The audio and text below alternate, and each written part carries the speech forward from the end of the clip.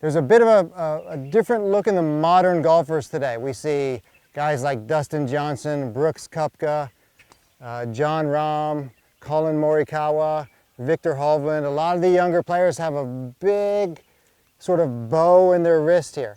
It's very common these days. And there's definitely a trend these days to do this, which obviously shuts the club face if you've got a neutral grip. So if I've got a neutral grip, I swing to the top and my wrist has gone this way, my club face is obviously closed, which sounds like it's not a very good thing to do. Why would you want to hit it with a closed face? Because now I have to open it. It makes sense that if I had a neutral grip and I just kept the face square, it would be a lot easier to hit it straight.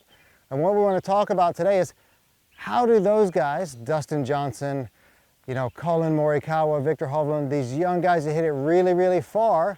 So as long as the body motion, the way the body moves is compatible to that, it's okay. So if I had the face closed like this and I came down normal, now you can see my club face is very closed.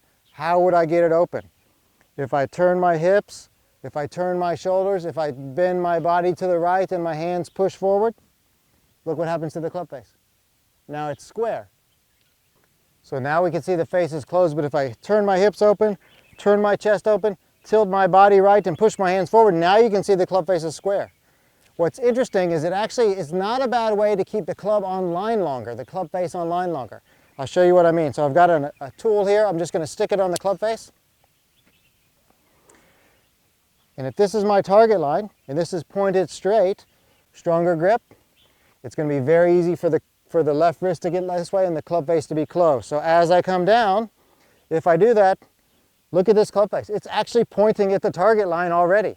As I swing through, tilt my body to the right, open, the club stays on line for a very long period of time. It's actually not what most of us think about. Most of us think closed club face makes the ball go left. And that can definitely be true, unless I have this corresponding or compensating body motion. So if you take a look from this angle as well, I've got the face closed. As I come down, look at the club face, look where it's pointing. Down the target line, I'm bending right, pushing my hands forward. It's actually not a bad way to keep the club face on line longer. So you can see a lot of those guys can actually hit it quite straight or actually swing a little left and hit a bit of a fade and the club face stays on line. The old school sort of older swing where you've got a neutral grip, if I hinge my wrist up, I want to have that same angle at the top of my backswing. So again, if I take my neutral grip, hinge my wrist up at the top of my backswing, I'm going to have this same angle.